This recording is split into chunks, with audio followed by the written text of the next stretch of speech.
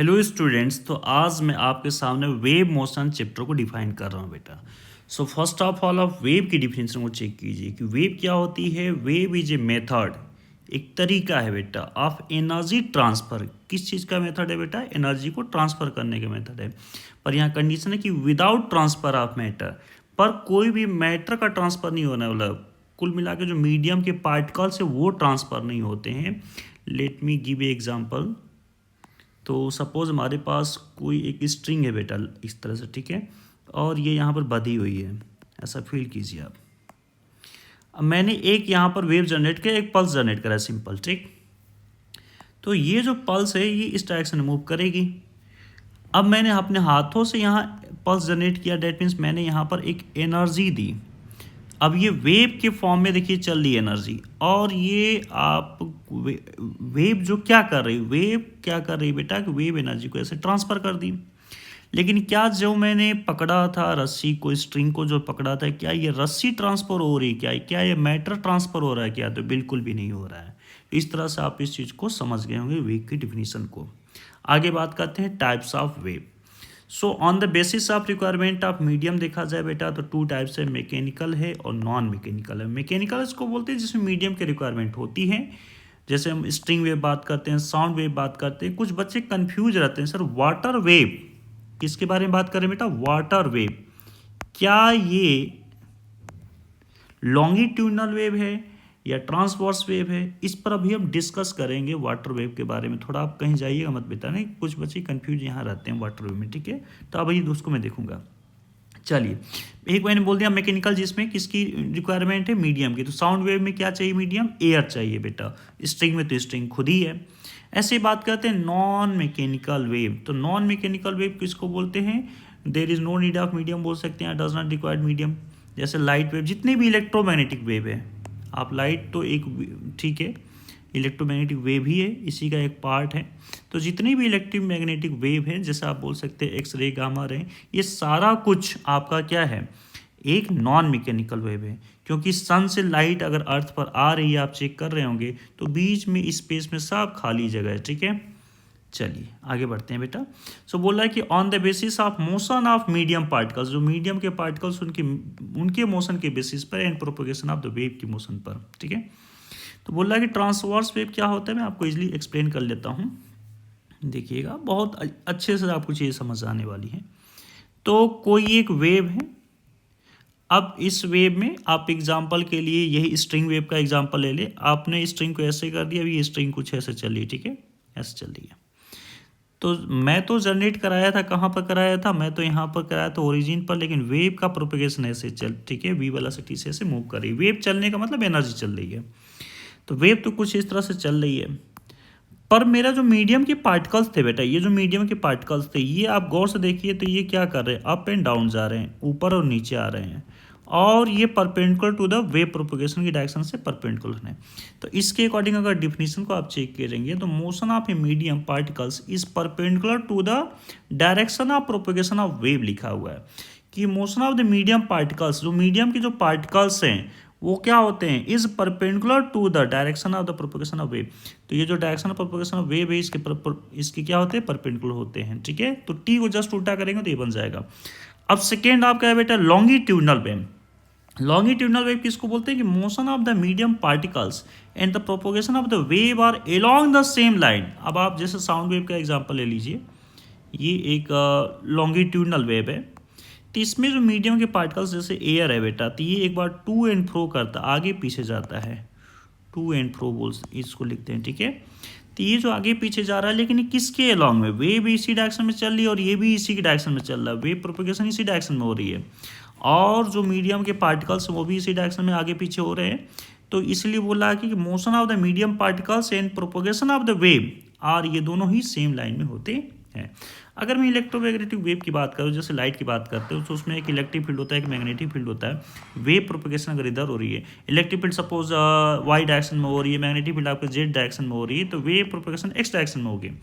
तो यहाँ जो वेव वेलोसिटी होती है, जिसको वी में बार बार बोल रहा हूँ, किस चीज़ की वेलोसिटी बोली जा रही है? तो एक्चुअल में होती है स्पीड ऑफ एनर्जी। वो एक्चुअल में क्या होती है? वो तो एनर्जी की ही स्पीड को बता रहा है बेटा, गौर से ज़रा सोचिए तो किस चीज़ को बता रहा है, वो तो स्पीड ऑफ एनर्जी ही बार बार बोल रहा है कि एनर्जी जो आप है उसकी क्या स्पीड है। साउंड एनर्जी है तो साउंड की क्या स्पीड, लाइट एनर्जी तो उस लाइट की क्या है ना, क्या स्पीड है। तो उस एनर्जी को डिफाइन कर रहा है, क्योंकि एनर्जी ही जा रही थी एक्चुअल में, है ना। वेव क्या प्रोपेगेट कर रहा था, वेव तो एनर्जी को प्रोपेगेट करा रहा था। ठीक है जी। अब वेव के बारे में जो हम पढ़ेंगे वो फर्स्ट देखेंगे वेव्स ऑन ए स्ट्रिंग। जो पहला जो पार्ट पढ़ना होगा वो स्ट्रिंग के ऊपर ही पूरी एनालिसिस करनी है, एक रस्सी के ऊपर पूरी एनालिसिस करनी है। तो रस्सी जो एनालिसिस करेंगे बेटा, ये पहली बात तो ये ट्रांसवर्स वेव है, दूसरी बात है ये मैकेनिकल वेव है क्योंकि मीडियम है इसमें। ठीक है, उसके बाद हम पढ़ेंगे साउंड वेव। तो अभी अभी देखा साउंड वेव क्या था, एक लॉन्गिट्यूडनल वेव था और दूसरा मैकेनिकल वेव है। ये क्लास 11th में पढ़ना है। ये सिर्फ वेव ऑप्टिक्स का जो टॉपिक है बेटा, ट्रांसवर्स वेव है ये, और ये नॉन मैकेनिकल वेव है, इसको क्लास 12th में हमको देखना है। ठीक है, तो क्लास 11th अगर अच्छे से देखें तो 12th क्लियर हो जाएगी। अब बेसिक्स मैथ यहाँ पर समझने के लिए बेसिक्स मैथ चाहिए होती बेटा, बेसिक्स मैथ ही बच्चों खराब होता है, इसलिए कुछ भी नहीं समझ में आता है उन बच्चों को। तो अच्छे से देखिएगा। जैसे मान के चलिए कि मैं इसको मीडियम के जो पार्टिकल्स है, इस पार्टिकल को मैंने ABC ऐसे नेमिंग से कर रखा हूँ। अब मेरे हाथ में जो रस्सी थी, गौर से देखिएगा बेटा, बार बार उसी को सोचते रहिए, ठीक है ना। मेरे हाथ में ये जो रस्सी है, किसी बच्चे ने मैंने इस रस्सी पर यहाँ पर एक पल्स जनरेट करा दिया, एक वेव जनरेट करा दिया, आप कुछ भी बोल सकते हैं। तो जो काम इस जगह पर हुआ है, जो काम ये सोर्स ने किया है, अब इसके बाद यहाँ यहाँ यहाँ यहाँ यहाँ ये सब एक ABCD आप इसको इसके मीडियम के पार्टिकल्स को आप डिनोट कर लीजिए। तो जो काम ये सोर्स कर रहा वही काम ये वाला भी पार्टिकल करेगा, लेकिन कुछ समय बाद करेगा। ध्यान से सुनिएगा, जैसे ये ABCDEF, तो F पार्टिकल भी करेगा वही काम जो सोर्स कर रहा है, लेकिन ये F पार्टिकल क्या करेगा, कुछ टाइम बाद करेगा, कुछ टाइम बाद करेगा, तुरंत नहीं करेगा वो काम। जैसे आप सोर्स है, आपने डांस किया तो आपके देखते सभी बच्चे डांस करेंगे, लेकिन आपके जो आगे वाला बच्चा वो पहले डांस करेगा, फिर उसके बाद वाला बच्चा, फिर उसके बाद वाला बच्चा, इस तरह से सब बच्चे डांस करेंगे, लेकिन पहले आपका, फिर इनका, फिर इनका, फिर एक एक सेकंड गैप मान लीजिए। तो अगर मैं किसी एक का पूछूं, जैसे इस वाले एग्जाम्पल में ये देखिए ABCD ये सब एग्जाम्पल में, अगर मैं बोलूं कि A ने जो काम किया तो D कब करेगा, तो 4 सेकंड बाद उसी काम को ये रिपीट करेगा। बेसिकली वही सब चीज़ें चल रही हैं। तो अब यहाँ बेसिक्स मैथ को थोड़ा समझते हैं। ये y एक्सिस है, ये x एक्सिस बेटा। इस समय मैंने एक स्ट्रेट लाइन का ड्रॉ कर लिया, y इक्वल, वैसे तो हमारा जो फॉर्मूला होता है स्ट्रेट लाइन इक्वेशन जो होती है, y इक्वल क्या होती है, mx प्लस c होती है बेटा। ठीक है, तो यहाँ पर c आप चेक कर पा रहे होंगे, इंटरसेप्ट ऑन y एक्सिस होता है। ये तो c कितना है, कुछ नहीं, 0 है, और m कितना है बेटा, यहाँ पर 1 है, स्लोप यहाँ 1 है। चलिए ठीक है, 45 डिग्री बना रहा होगा, तो ये एंगल लगभग आपको दिख भी रहा होगा 45 डिग्री। ठीक है गुरुजी, ठीक है, यहाँ तक बात आपको समझ आई रहेंगी। ठीक है भाई, अब मैं ये बोल रहा हूँ कि y इक्वल एक्स आपका एक फंक्शन कोई दे रखा है, y इक्वल एक्स यहाँ पर एक स्ट्रेट लाइन इक्वेशन दे रखी है। ये कब की बात कर रहे हैं बेटा, t इक्वल 0 की बात कर रहे हैं। v वेलोसिटी से सपोज ये जो आपको स्ट्रेट लाइन है इसका मोशन हो रहा है, ठीक है ना, यही y और x एक्सिस पर ये मोशन कैसे कर रहा है, ये मूव कर रहा होगा। तो आपसे पूछा जाए t टाइम पर, कितने टाइम पर, t टाइम पर, जैसे ये 0 टाइम था और मान लो 2 सेकंड बाद या 5 सेकंड बाद ऐसे पूछ लिया गया, और इसकी स्पीड थी कितनी, यहाँ पर 2 मीटर पर सेकंड सपोज गिवन है। तो t सेकंड के बाद अगर मैं जानना चाहूँगा कि इस पोजीशन पर क्या होने वाला है, तो जो काम ये कर रहा था वही चीज़ यहाँ भी आने वाला है, इसको आप फील कीजिए। तो ये कैसे हम करेंगे, यहाँ पर y को हम लिखेंगे x माइनस VT लिखेंगे। मैंने x माइनस VT क्यों लिखा जी, मैंने x माइनस VT क्यों लिखा। अब गौर से देखने वाली बात ये है कि यहाँ से यहाँ तक के डिस्टेंस को मैंने लिख लिया था, डेल x लिख लिया था। ठीक है, मैंने बोला था कि 4 सेकंड पहले जो हरकत ये किया होगा वही 4 सेकंड पहले जो ए ने किया होगा वही ये करेगा, डी करेगा। तो क्या इस डी में हमको 4 सेकंड माइनस कर लेना चाहिए। तो इस तरह से जो हमारे पास इक्वेशन एक्स वाली थी उसमें मैंने VT को माइनस कर लिया। VT कुछ और नहीं, ये डिस्प्लेसमेंट ही है। तो ये फिर से वही इक्वेशन मेरे पास मिलने वाली है। लेकिन अगर ये इधर जा रहा होगा तो x प्लस VT मिलेगा। अगर आप इसको ग्राफिकली सॉल्यूशन करना चाहें बेटा, जैसे y(x) का बनाएंगे तो 0 पर 0, 5 पर 5, 10 पर 10, तो ये इस तरह से प्लॉट कर सकते हैं। वैसे ही आपने t को 5 ले लिया, v को 2 ले लिया, तो ये 10 हो गया, -10। तो अगर आप x की वैल्यू 10 रखते हैं, x की जगह पर 10 रखते हैं, ठीक है, और ये भी 10, तो ये y कितना हो जाएगा, 0 हो जाएगा। और x की जगह पर आपने 0 रखा तो y कितना मिलेगा, -10 मिलेगा। तो ये इस तरह से आप देख सकते हैं, -10 यहाँ मिलेगा, 0 यहाँ मिलेगा, फिर इस तरह से 20 रखेंगे तो कुछ और मिलेगा। तो ये आप ड्रॉ करेंगे तो ये आपका इक्वेशन एक बनने वाली है। उसी तरह से आप और भी इक्वेशन को, हमारे पास ये देखिए सर्कल का इक्वेशन है। सर्कल का फॉर्मूला क्या होता है, x² + y² = a²। तो यहाँ से मैं y का निकाल रखा हूँ a² - x²। ये v वेलोसिटी से जा रहा है, टी टाइम में फिर से पूछ लिया आपसे क्या इक्वेशन बनने वाली है, तो रूट में a² - x - vt का होल स्क्वायर बनेगी। बार बार देखिए माइनस कर रहा हूँ। अब इसी तरह से कोई फंक्शन है y = f(x) है, ये कोई फंक्शन है, तो मैं अगेन पूछूंगा आपको टी टाइम पर तो क्या होने वाला है, x - vt बनने वाला है। और अगर मैं इस साइड जा रहे हैं तो क्या होने वाला है, x + vt होने वाला है टी टाइम पर। ठीक, चलिए my dear student, I hope कि ये बातें क्लियर हुई होंगी। अब जरा देखिएगा, x = 0 पर हमारे पास आप देखिए t और y के क्रम में मैंने फंक्शन को लिख दिया, ठीक है ना। x = 0 पर, वहाँ टाइमिंग 0 थी, यहाँ पर x 0 में करा रहा हूँ बेटा। तो यहाँ पर लिख रहा हूँ y = f(t) में लिख रहा हूँ, ठीक है, कोई फंक्शन है।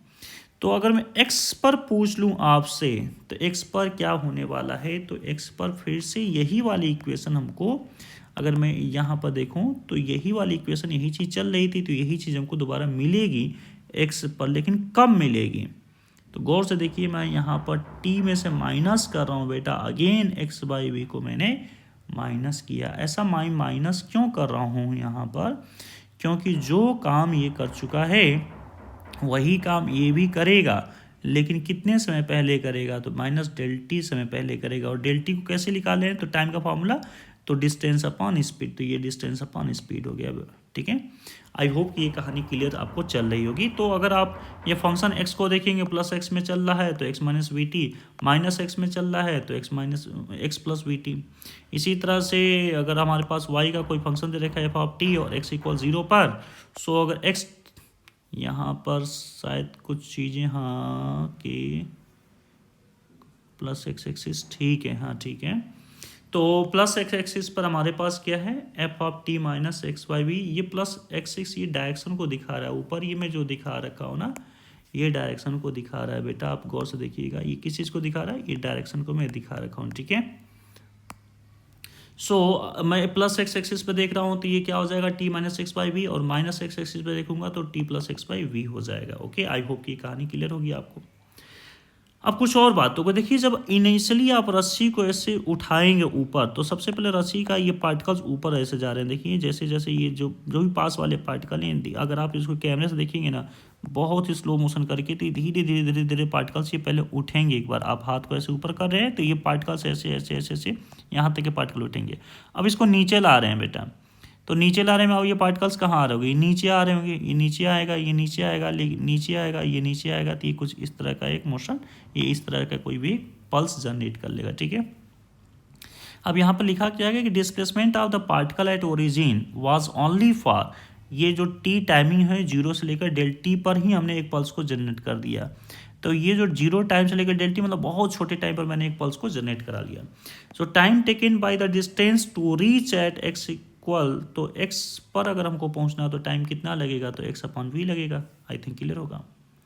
अब यहाँ बोला the disturbance which at x = 0, x = 0 पर बेटा, x = 0 पर हम बात कर रहे हैं, x = 0 पर किस टाइम पर, t टाइम पर कोई डिस्टर्बेंस जनरेट हुआ है। So will be at x = x पर जो जनरेट होगा एट टाइम t + x/v पर, वही चीज़ जनरेट होगी दोबारा। डोंट बी कंफ्यूज, यहाँ फिर बच्चे कंफ्यूज हो जाएंगे, सर ये क्या बातें चल रही हैं। देखिए बेटा, x = 0 पर t टाइम मतलब 2 सेकेंड पर कोई चीज़ जनरेट हुई होगी, तो x पर आने पर, कुछ डिस्टेंस ट्रेवल करने पर जो टाइम लगेगा वो कितना टाइम लग रहा है, t + x/v टाइम पर वही चीज़ जनरेट होने वाली, क्योंकि कोई चीज़ ऐसे चल रही है ना, ऐसे चल रही है। तो अब पहले यहाँ हुआ, फिर यहाँ हुआ, फिर यहाँ हुआ, तो ये किस टाइम पर, t + x/v टाइम पर वो चीज़ आपको जनरेट हो जाएगी। यहाँ सिर्फ टाइम लिखा गया, फंक्शन नहीं लिखा गया। आप गौर से देखिए इतने रहेगी चीज़ों को। अगेन बोल रहा हूँ कि the disturbance at x = x पर, एट टाइम t पर कोई डिस्टर्बेंस हो रहा है तो will be same as that of x = 0 at time t - x/v। अब यहाँ टाइम पहले करना पड़ेगा, ये वही बातें होगी, ये फिर से कंफ्यूज मत कीजिएगा बेटा, यहाँ कहानी वही चल रही है। जैसे यहाँ ये मेरे भाई थे और ये पहले भाई ने डांस किया, ठीक है, ध्यान से समझिएगा बात को। तो ये जो पहला भाई डांस किया हम इसको बोले x = 0।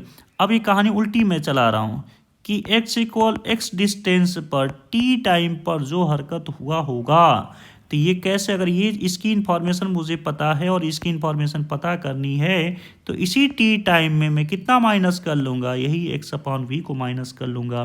तो ये x = 0 पर क्या हुआ था ये पता चल जाएगा। मतलब किसी एक की इन्फॉर्मेशन पता है तो मैं किसी की भी इन्फॉर्मेशन निकाल सकता हूँ। ऊपर वाले में कहानी, इस वाले में कहानी क्या हुई थी, इस वाले में कहानी क्या हुई थी बेटा, इस वाले में कहानी ये हुई थी कि अगर जैसे यहाँ पर 1 2 3 4 में बना लेता हूँ कुछ लोगों को, अच्छे से देखते रहिएगा बेटा। तो ये जो ए वाला किया है काम, जो डांस किया है ए वाले ने, तो यही डांस का जो स्टेप है एक्स पर आप चेक करें, सपोज ये एक्स वाला ये है पार्टिकल आपका, तो ये कितने टाइम बाद मिलेगा, ये कितने टाइम मिलेगा बाद, अगर ये टी टाइम पर ये काम हुआ है तो ये मिलेगा t + x/v टाइम पर ये काम मिलेगा हमको। मतलब ये 5 सेकेंड पर हुआ है तो ये कुछ जाने में समय लगा होगा, तो 7 सेकेंड पर ये वाला काम हुआ होगा। ये कहानी आपको एकदम समझ में आनी चाहिए बेटा, आप ऊपर और नीचे से कंफ्यूज नहीं होना आपको। चलिए अब y का क्या देखा है, x = x t = t पर दे रखा है, ठीक है। तो ये सेम चीज़ हुई है ना, काम किस पर हुआ, x = 0 और t - x/v पर। तो इसको फंक्शन के फॉर्मेट में लिखेंगे तो देखिए अगेन t - x/v हो गया। अगेन ये लिख रहा हूँ y x को मैं लिख रहा हूँ, क्या लिख रहा हूँ, f - x/v लिख रहा हूँ मैं। आई होप ये कहानी क्लियर चल रही होगी बेटा। अगर ये माइनस में होगा तो ये प्लस हो जाएगा, और ये जो दिखा रहा हूँ, ये जो दिखा रहा हूँ, ये कब दिखा रहा हूँ मैं, ये कौन सी डायरेक्शन की बात कर रही है, +x डायरेक्शन की बात चल रही है, ठीक है। चलिए जी अब कहानी को और बढ़ा लेते हैं थोड़ा सा आगे। बोल रहा है कि if A mathematical equation is of f of x - vt और f of t - x/v, या आप सिंपली बोल सकते हैं, मैं तो इसको सिंपली लिखना जानता हूँ, इसको सिंपली लिख सकता हूँ ax + -bt, ऐसा लिख लीजिए, ठीक है। इस तरह का इक्वेशन रखिए, ठीक है बेटा। Type and this displacement of the medium particle is finite, और मीडियम के पार्टिकल का जो डिस्प्लेसमेंट है वो क्या होना, फाइनाइट होना चाहिए, ऐसा नहीं कि इनफाइनाइट हो जाए। Then that mathematical equation represent a travelling और प्रोग्रेसिव वेव, अदरवाइज नॉट।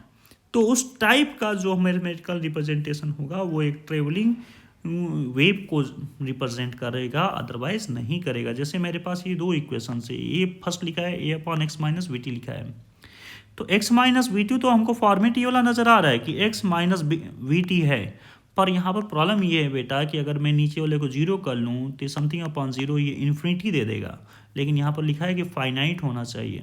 दूसरे वाले में अगर मैं इसको 0 कर भी लेता हूँ तो भी इन्फिनिटी नहीं होगा, ये कुछ ना कुछ फाइनाइट वैल्यू दे देगा। इसी तरह से मेरे पास एक और इक्वेशन लिख दूँ, y में लिख देता हूँ बेटा a tan ω-t - kx, तो ये भी नहीं होगा। क्यों नहीं होगा, क्योंकि tan की जो वैल्यू होती है वो क्या होती है, वो तो अनंत तक जाती है, तो इसलिए हम इसको भी नहीं कर सकते। लेकिन साइन लिखेंगे तो हो सकता है, क्योंकि कहाँ से -1 से लेकर 1 तक वेरी करती है, ठीक है।